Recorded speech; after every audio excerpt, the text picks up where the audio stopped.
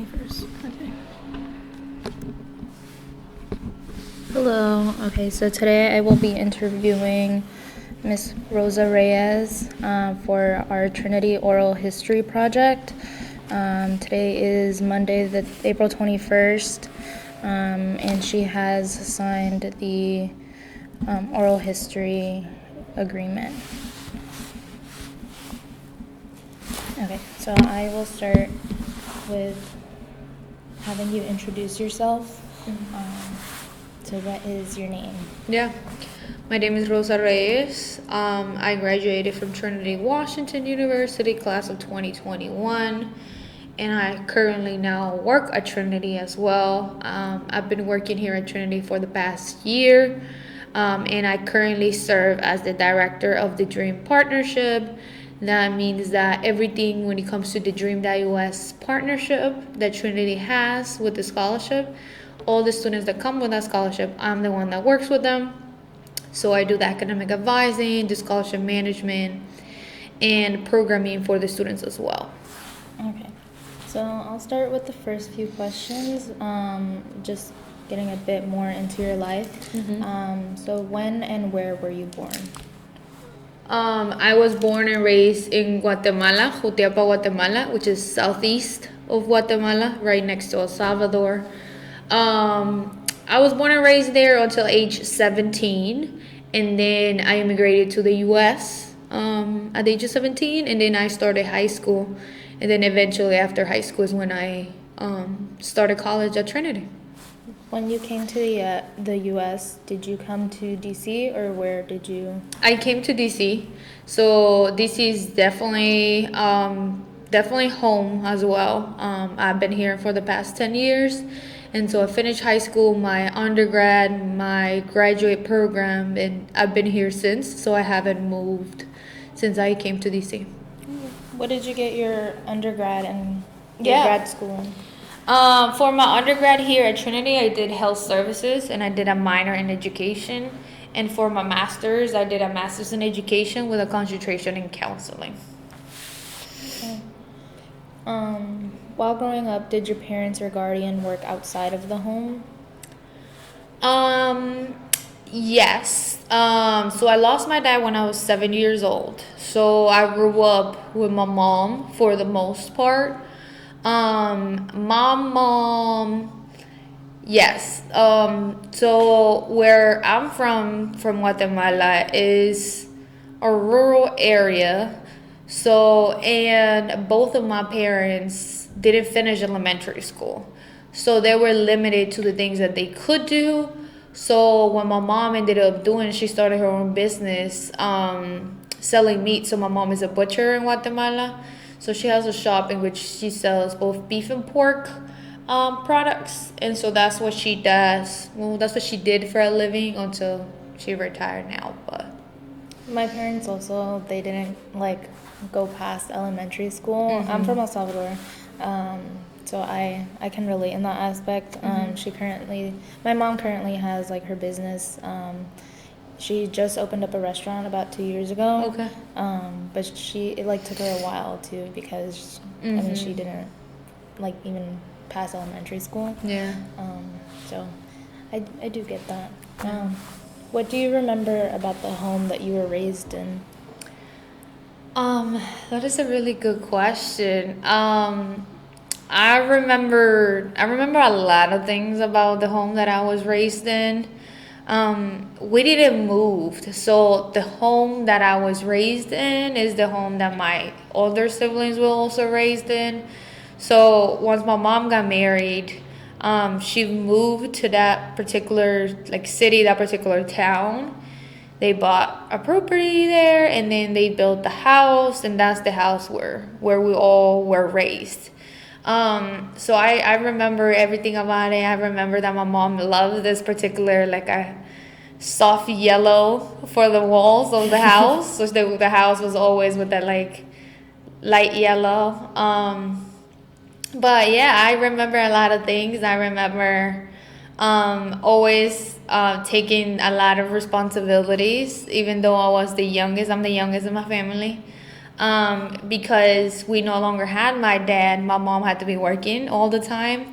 And so that kind of made us have to be independent because she wasn't there to do certain things that perhaps other kids that had both parents could, right? So like my mom wouldn't be cooking, so I had to step up and learn how to cook so I could, feed myself and my siblings as well. So I remember a lot of that, but I'm very, very grateful for everything that has happened and all the memories that I have, because all those things now have served me very well.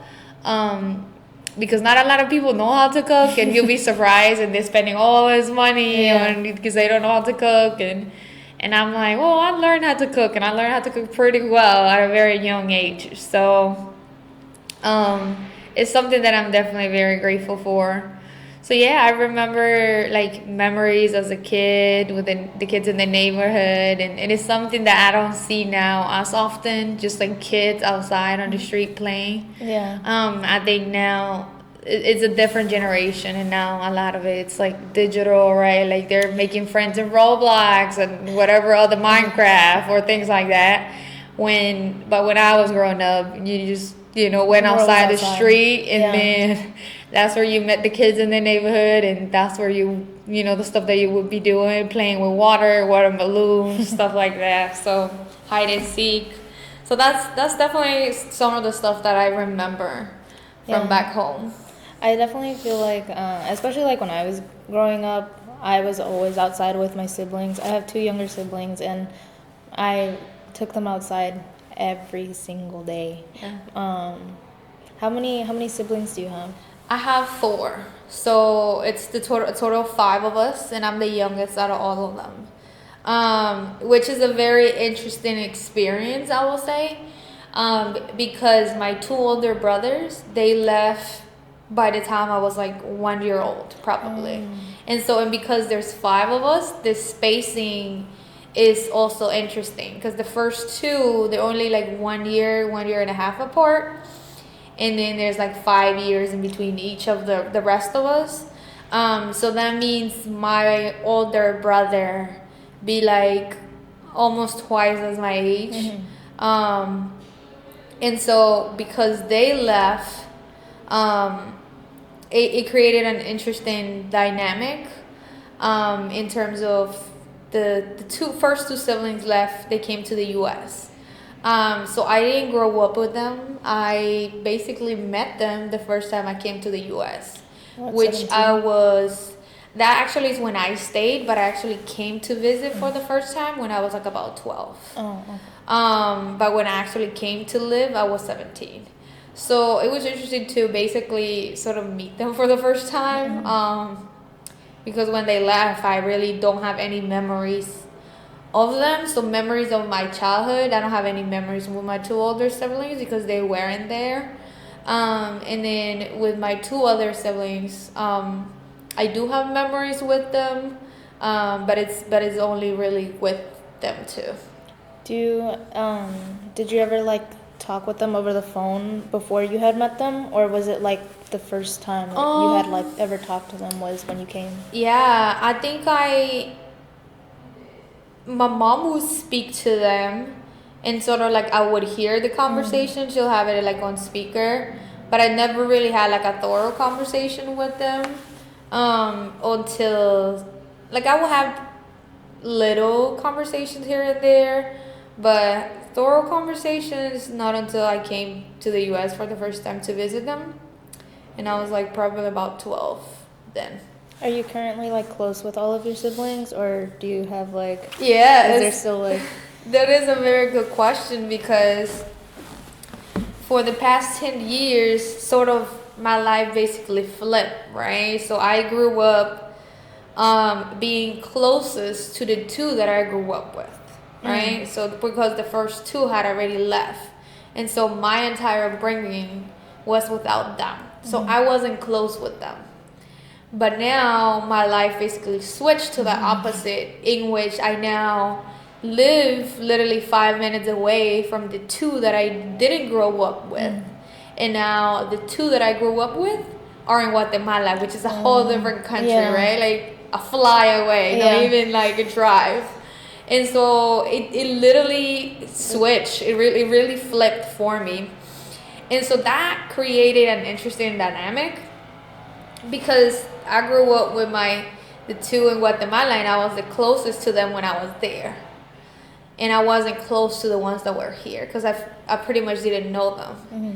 And now that my life completely switched, I'm closer to the ones that live here than the ones that are left in Guatemala. Mm. Even though I grew up with the ones in Guatemala, but now the distance has really created like a literal distance in our relationship. So it completely flipped for me. I think the distance really did that. And now I'm closer to the ones that are here in the US. I see them often and I talk to them more often than the ones that are in Guatemala. What was your home life when you came to the US?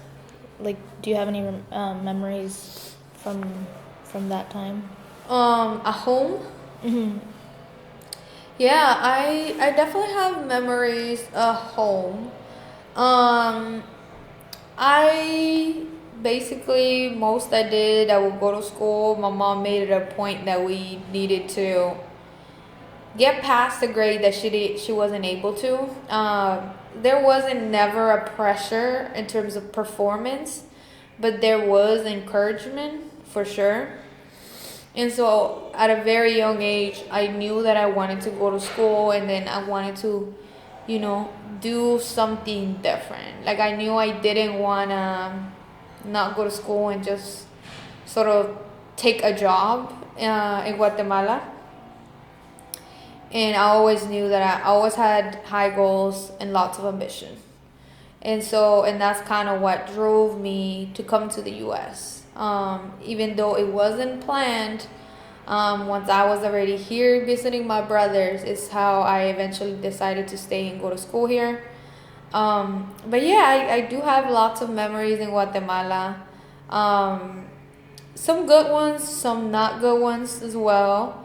Because definitely losing my dad impacted me a lot. I think my brother too. Well, the entire family really, because then that, kind of like shifted things and more responsibilities were on my mom. And then we had one less person looking after us. So we had to be a lot more independent since. So definitely a mix of good memories and bad memories as well. Yeah. Let's see. What did you want to be when you grew up as a child? Yeah, I was very committed in becoming a doctor. I wanted to be a doctor since I was in like kindergarten or pre-K. I said that I wanted to be a doctor, and I wanted specifically, I knew the specialty that I wanted to be in because it wasn't just a general doctor. I wanted to work with kids, so I wanted to be a pediatrician. That was like my dream job / career. Things change along the way. And I think it was more so, I said I wanted to be a doctor more so because I always had like a lot of ambition and high goals. And being a doctor seemed like one of those things that was, high enough where I could feel like I want to reach for it because it's not something easy. Along the way, that changed eventually as I started, thinking more once I was in high school, and then when I started college, things changed. But that's what I wanted to do when I was growing up. Okay, next we'll move on to your time here at Trinity. So my first question is, what brought you to Trinity, and was it your first choice for college? It was not my first choice. I think what played the most in terms of me coming to Trinity is because when I first came to the US, I came on a tourist visa and I overstayed that visa. So that means at that point I became undocumented. So once I overstayed and became undocumented, my options became limited as well. And I didn't realize of that until I had already overstayed the visa, because you only get 6 months. And so past 6 months, you're already undocumented, and then there's no going back. Um, and so when I was applying for schools is when I became how big of a barrier that was to go to college and to be able to afford it. That's when I started to think, well, I don't have any of the support systems. I don't have any of the help that anybody else that does have documents have. So I had to find schools that were more lenient on my status. Trinity is one of those schools that is a lot more lenient on the status of a student, and also just be more willing to kind of meet you where you are. Because I came and I was 17, and so that means I have 1 year to get college ready. Typically, people have their entire, 17, 18 years of their lives to get college ready. And I had 1 year, because everything is different in Guatemala and is also a different language. So, in everything that you did over there, it doesn't really matter here. Mm-hmm. So, I had to be involved in every single extracurricular activity that I could think of before that 1 year. So, I was literally like racing against, the time. I had a clock. So I was able to do, I was able to transfer a lot of the credits that I had in Guatemala from high school and get the transcript evaluated. So that's how I was able to graduate within 1 year of high school here. But that's kind of how I came to Trinity, because I was undocumented, so I needed to find a school that I could actually afford. Trinity gave me the most money, and also the rest of the money I had to be finding little scholarships here and there to be able to afford it. And I also needed to save room and board. If I would have gone to out-of-state school, it would have been great, because I would have gotten the typical college experience, but I couldn't afford the typical college experience. And so who was going to pay all that money, right? I no longer have my dad, so it's now on my mom. And my mom lives in Guatemala, which means she makes a fraction of the salary that somebody makes in the U.S. So there was no way that I was going to be able to afford that. And so I stayed with my brother. I lived with my brother throughout high school and through my junior year in college. And so that helped me save and pay for my tuition here at Trinity. So that's how I ended up here. It was because it was the school that it was the most affordable option that I could find. And it's just, even though I didn't want to attend Trinity at that time, now that it's been years since I started at Trinity and graduated, I can now reflect back and think, though it was not my choice, it really was what I needed then. Because I was able to thrive here, because it is a very small school. And I know that if I would have gone to a bigger school, I would be a college dropout and not a college graduate. Let's see. How much did you learn about Trinity's history while you were a student? No one really. I didn't learn much about Trinity's history. Honestly, as a student that is a non-traditional student, because that's what we're labeled, right? We're not the regular college students that just go to class and that's all they have to worry about for the following 4 years. As a non-traditional student, I didn't really have time for nothing else outside of taking care of my business, which was making sure that I was on track to graduate and that I was staying on top of those grades, because I needed to maintain scholarships and earn other scholarships. And the other part was that I was paying for the rest. So I was working part-time and full-time jobs to pay for that money. And trust me, once you work for your money and you're investing your money, you want to make sure that you're taking advantage of it, because you don't want to throw your own money away because you know how hard you're working for it.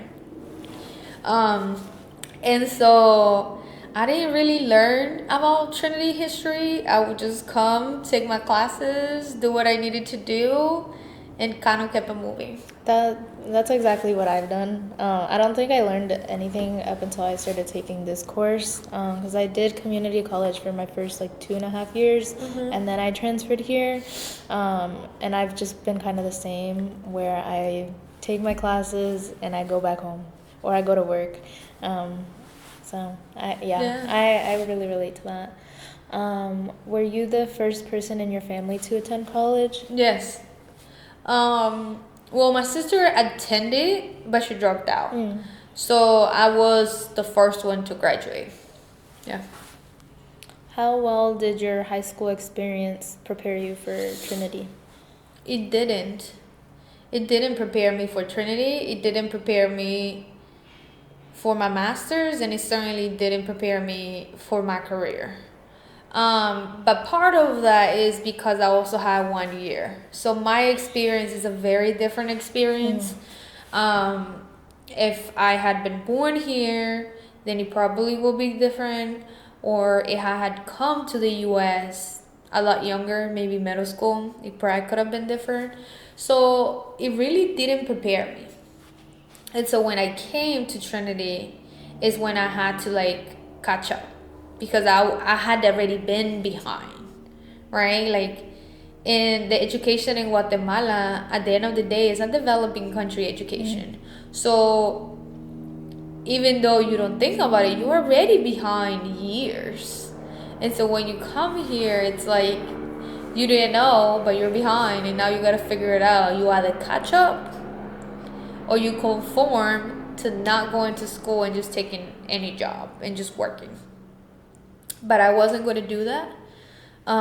So I had to just put the extra work to figure it out and have the perseverance to not give up. How would you describe your experience at Trinity?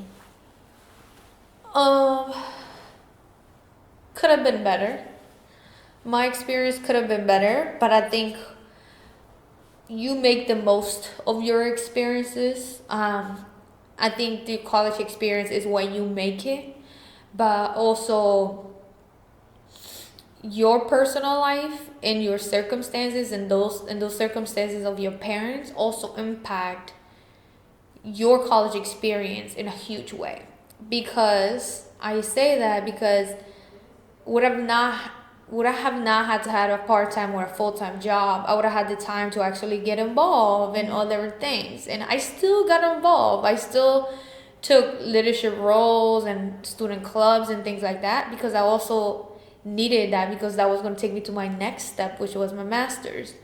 But it was kind of more like checking the boxes, doing what I needed to do to take me to my next step, rather than really sitting and having that experience. Like, for example, I didn't really even make friends at Trinity. Like, I have one friend from Trinity. 4 years, one friend.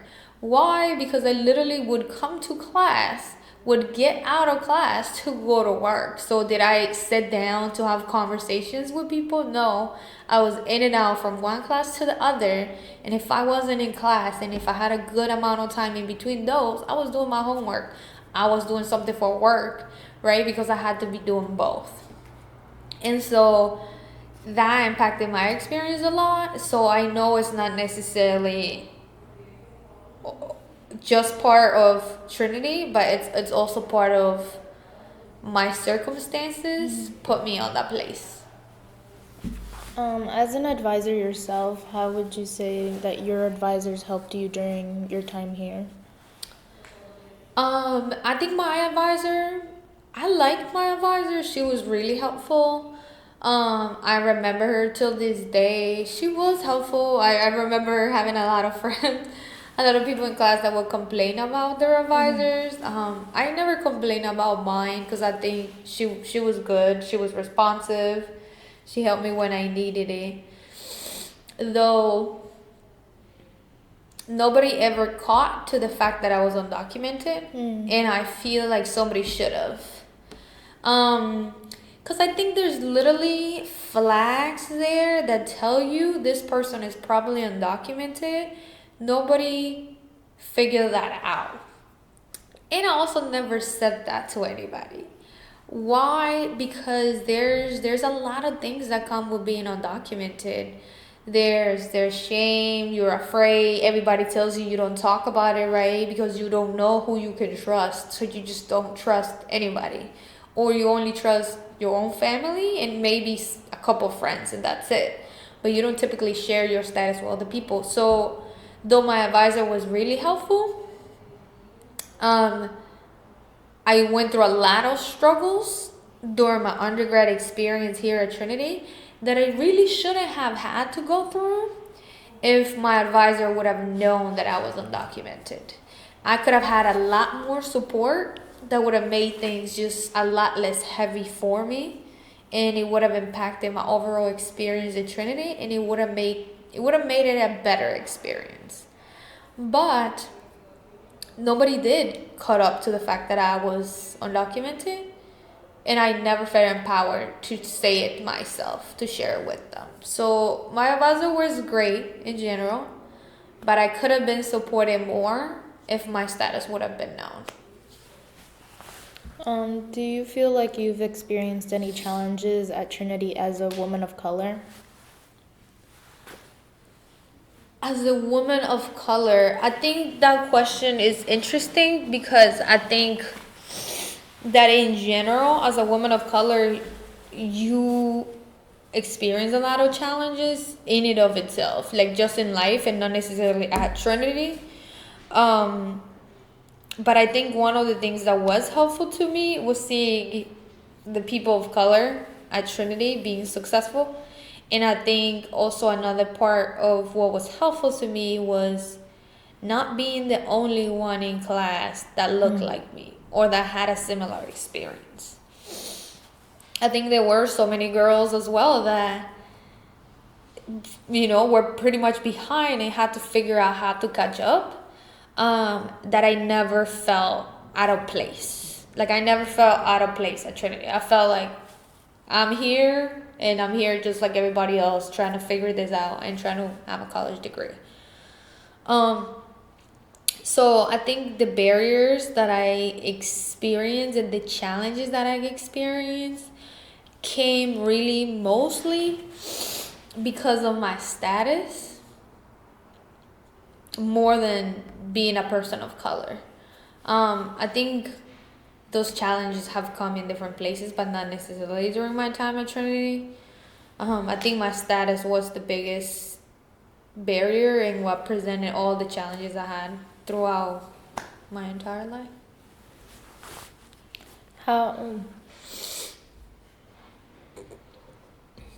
Okay.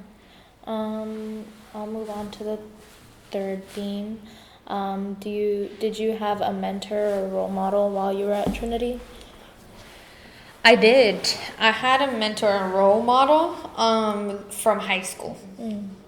So I had a teacher in high school. I was very interested and I was very good in JROTC. I really liked the leadership part of it, and just like having responsibilities and different tasks and different things. So I was really good at it. So I spent a lot of time in JROTC with the JROTC instructors, which are Army veterans. So one of them I really formed a really close relationship with.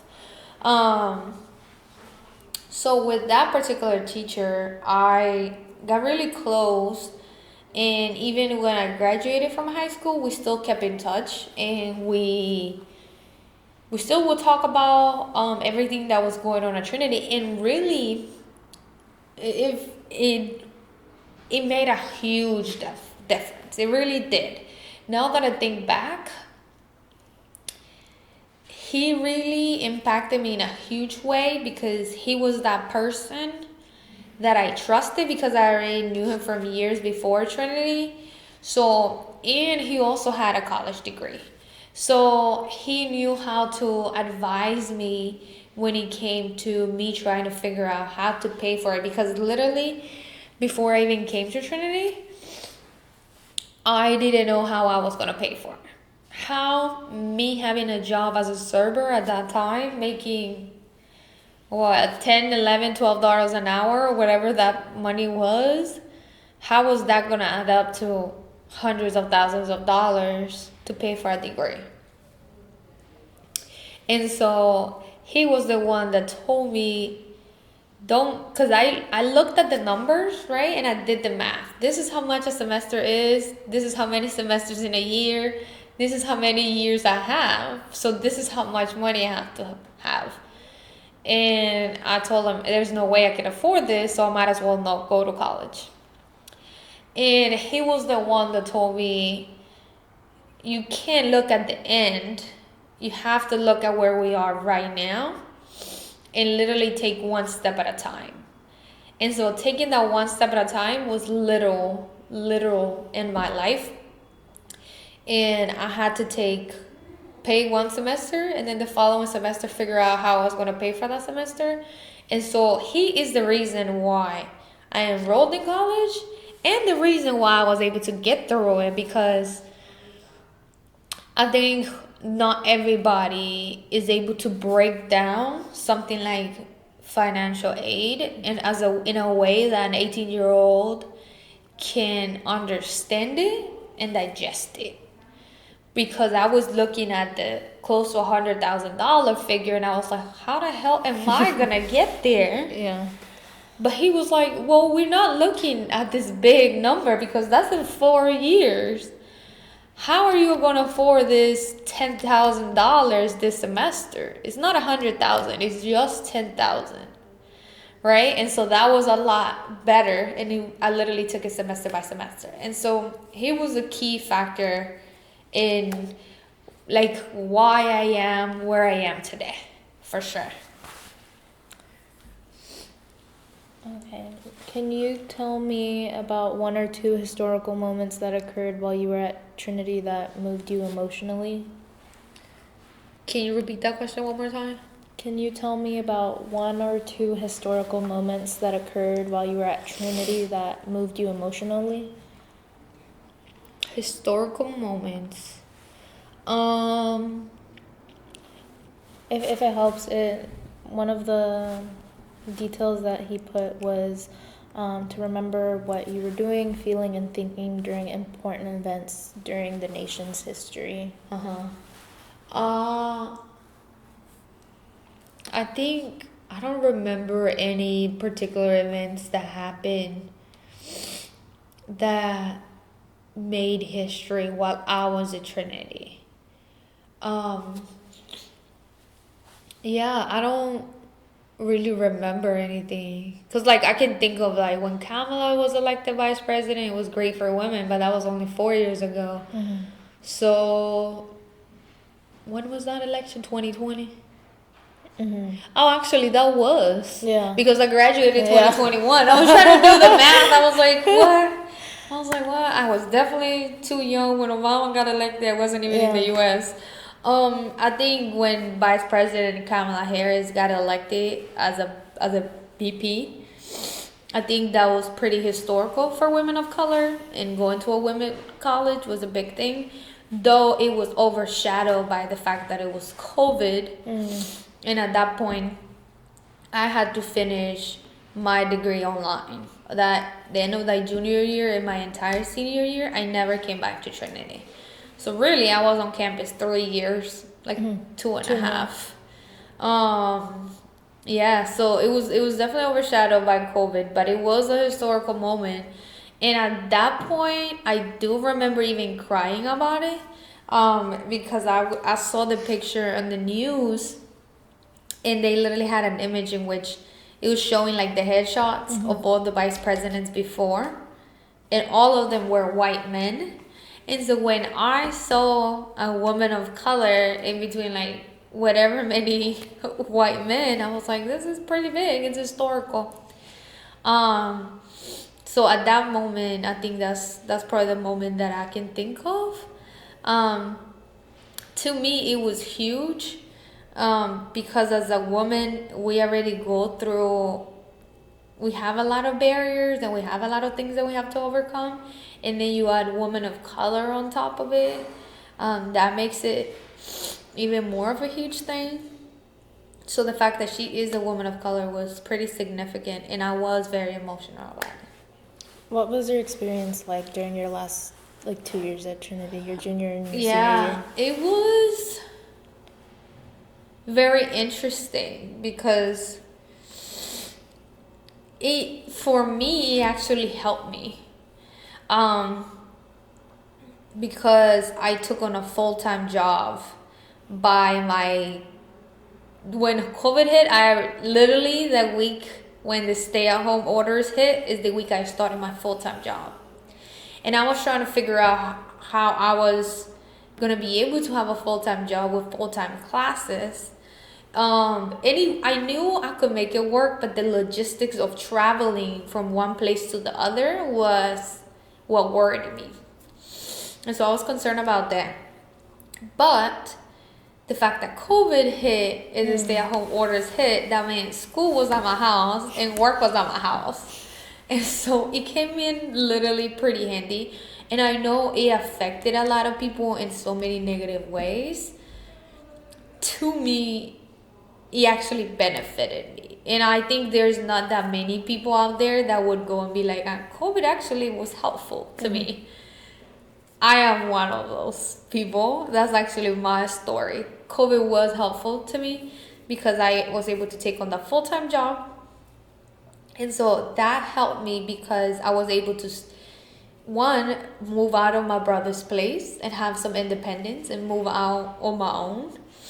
But it also helped me to save money.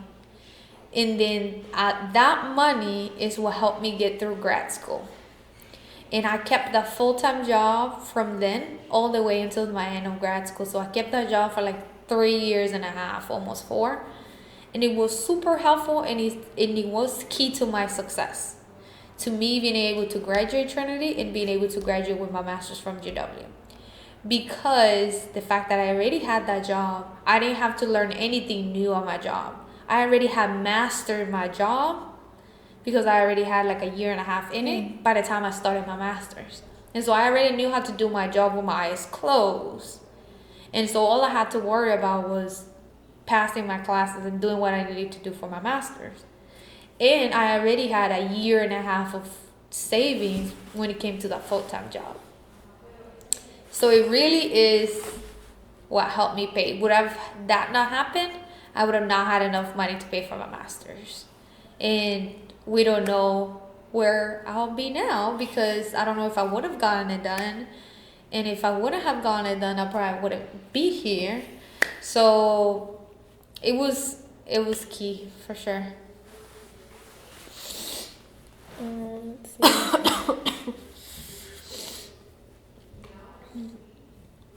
What professional accomplishments are you most proud of? I'm definitely pretty proud of not only having graduated with my bachelor's, but having also graduated with my master's. Because I think that, and part of that is also a lot of personal things too. I think one of those things is having broken a generational cycle because nobody in my family had been able to graduate from college. And so the fact that I did, and I only not just did with a bachelor's, then I went on to my master's, and now I know I'm not done. I'm in a point where I'm like, oh, I'm definitely gonna go for a doctorate. So that is one thing that I'm very, very proud of. But also just personally, the development that I got and the growth that I have had as a person, as a human being, because of these degrees, is a bigger accomplishment than the degrees themselves. What personal accomplishments are you most proud of? The personal accomplishments is one of those that I think both my mom and my sister got married and had kids very young.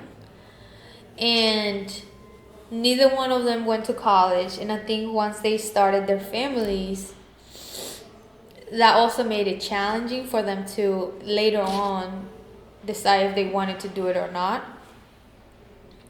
And I think that one personal thing that I'm very proud of, even though to some people might be a weird thing, but to me is an accomplishment, is the fact that both my mom and my sister were mothers when they were teenagers. They were 18, 19 years old, and they were already mothers.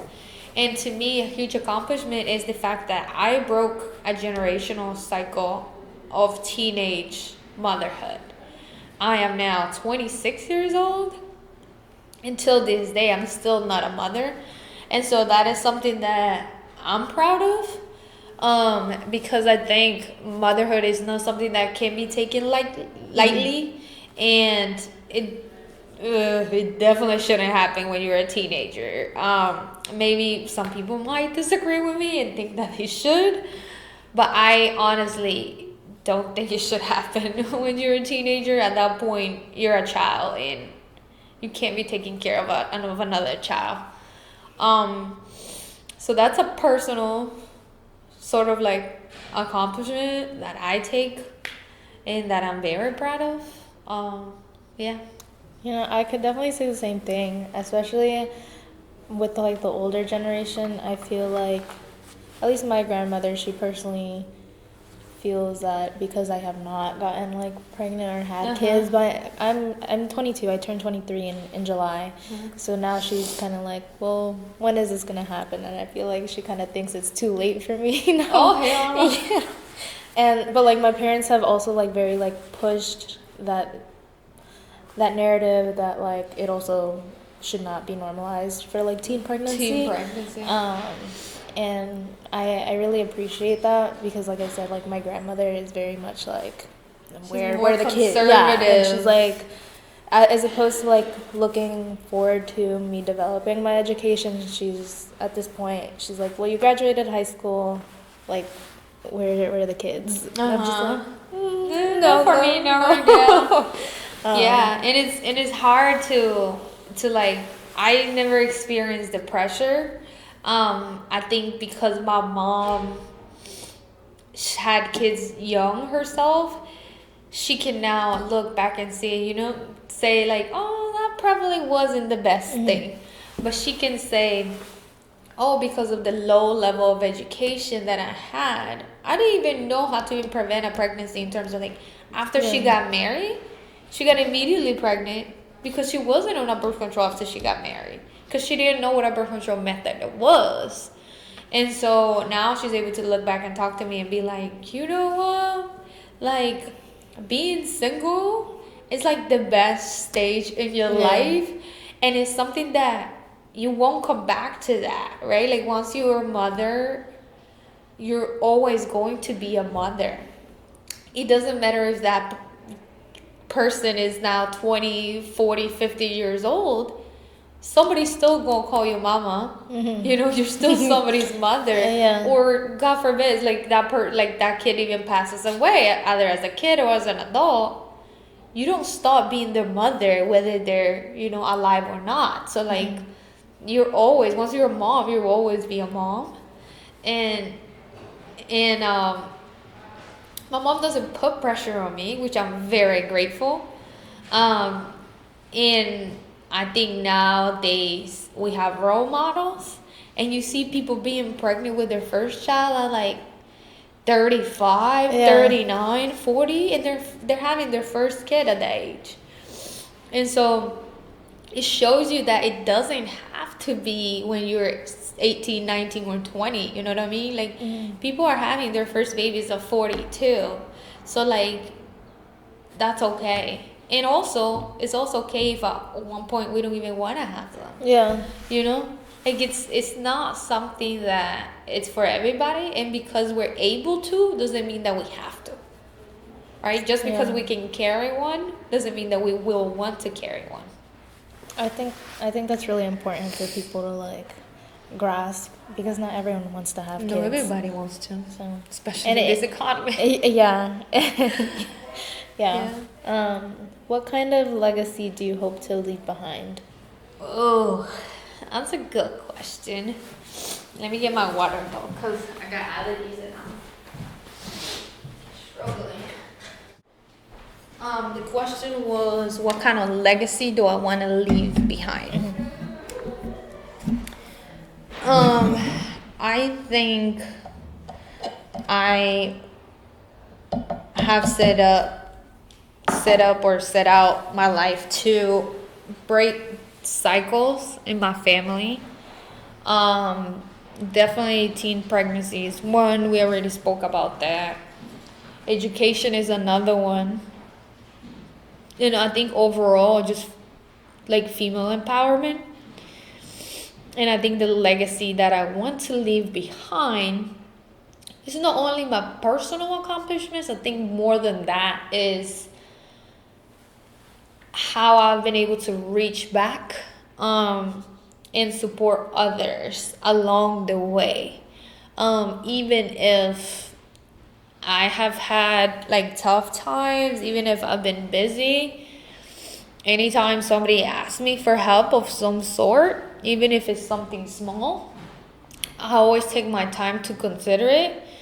I'm not gonna say that I always say yes, because I think there needs to be boundaries. If you're not able to do it, then you shouldn't. But I think I've been able to be very involved with the community, and I always try to go above and beyond to support people around me. So I think that's the legacy I want to leave behind. I think more so not only my accomplishments, but more the people that I've been able to touch. What do you feel like the world needs to know about Trinity and its alumni? Can you repeat that question? Yeah, what does the world need to know about Trinity, and what do you feel like they need to know about their Trinity's alumni? I think there's Trinity is just not the most reputable school, let's say that. And I think people can undermine people that have degrees from Trinity because it is not a prestigious school.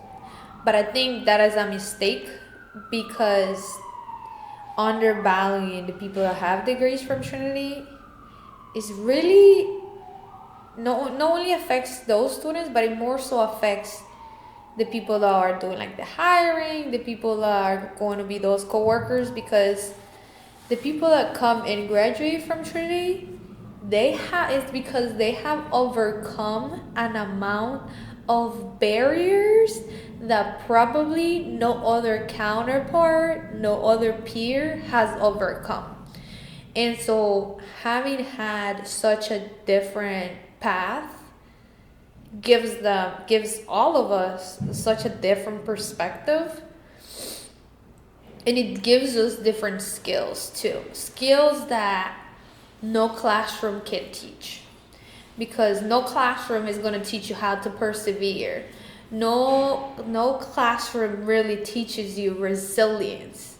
Those are the things that you learn along the way through the struggles.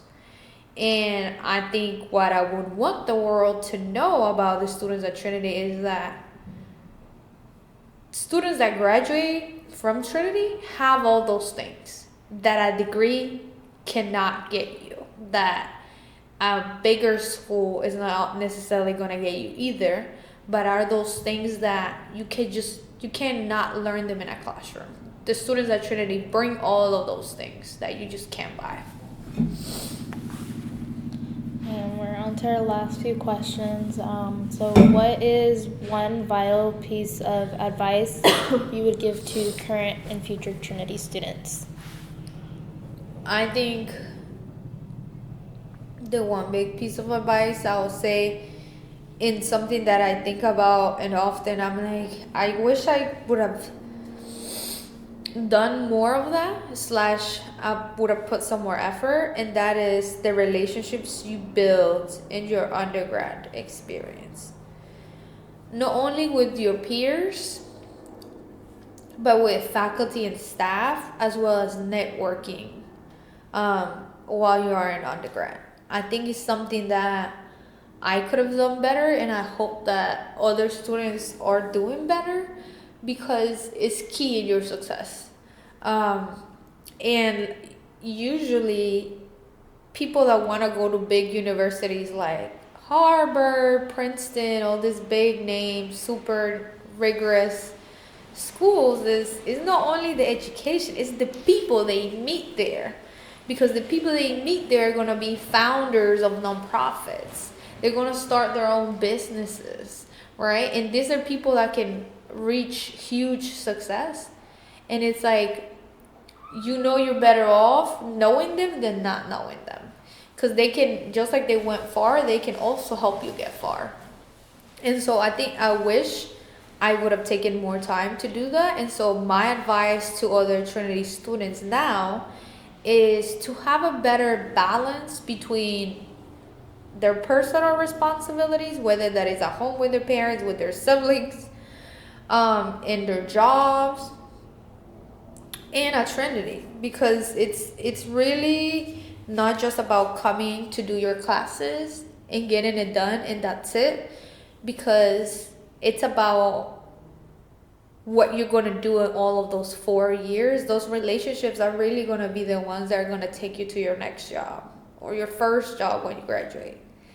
And it's not necessarily just the degree, because like the degree, it really says you were able to accomplish something in 4 years, but at the end of the day, it's going to be those relationships and those connections and those experiences that are going to land you that job or not. And so that would be my advice to students now, to take time to actually be involved in activities and meet staff and faculty. Yeah. Okay. And then what do you hope current and future Trinity students will do going forward to preserve the university's legacy?